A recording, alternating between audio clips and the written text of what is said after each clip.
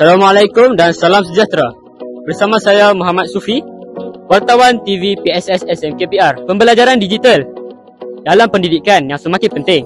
Seperti yang kita tahu, penggunaan bahan digital dalam kalangan guru dan pelajar amatlah semakin meluas.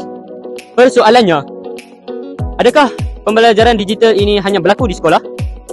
Jadi, sekarang saya berada di Penang Digital Library untuk melihat adakah para pengunjung-pengunjungnya, khususnya pelajar, adakah mereka menggunakan bahan digital seiring dengan nama Penang Digital Library ini.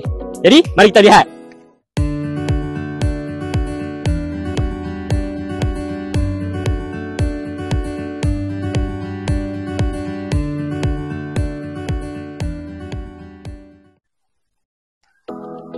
Minta maaf, boleh saya temu ramah sikit? Temu ramah pasal pembelajaran digital. Oh, boleh. Boleh. Boleh saya duduk? Boleh. Pelajar? Ya. Oh, tingkatan? Tingkatan 5.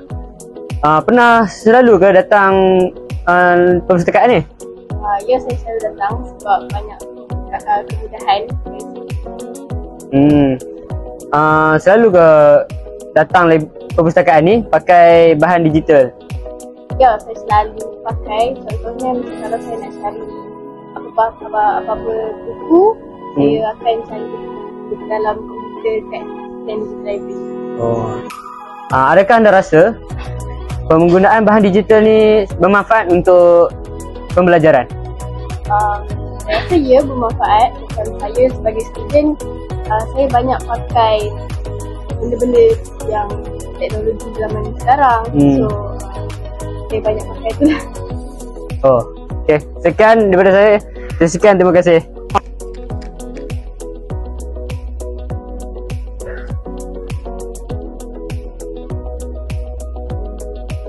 Minta maaf, boleh saya temu ramah sikit? Temu ramah? Temu ramah. Boleh. Pasal pembelajaran digital. Pembelajaran digital. Boleh anda pelajar ke? Pelajar. Pelajar. Tingkatan? Tingkatan 5. Tingkatan 5. Okey, selalu ke datang perpustakaan ni? Selalu. Pakai tak bahan digital perpustakaan ni? Pakai. Contohnya saya pakai D5 dengan Google Classroom.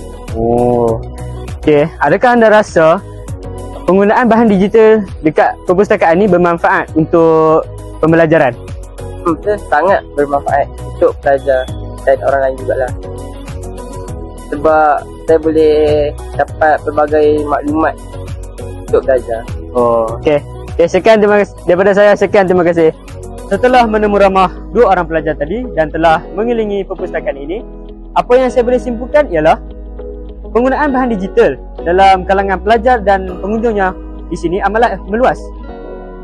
Ini membuktikan bahawa pembelajaran digital membolehkan akses mudah untuk pelbagai maklumat dan bahan pembelajaran. Murid-murid boleh mengakses bahan pembelajaran di mana-mana sahaja dan bila-bila masa. Itu sahaja daripada saya, Muhammad Sufi bin Muhammad Marwan, wartawan anda TV PSS SMKPR.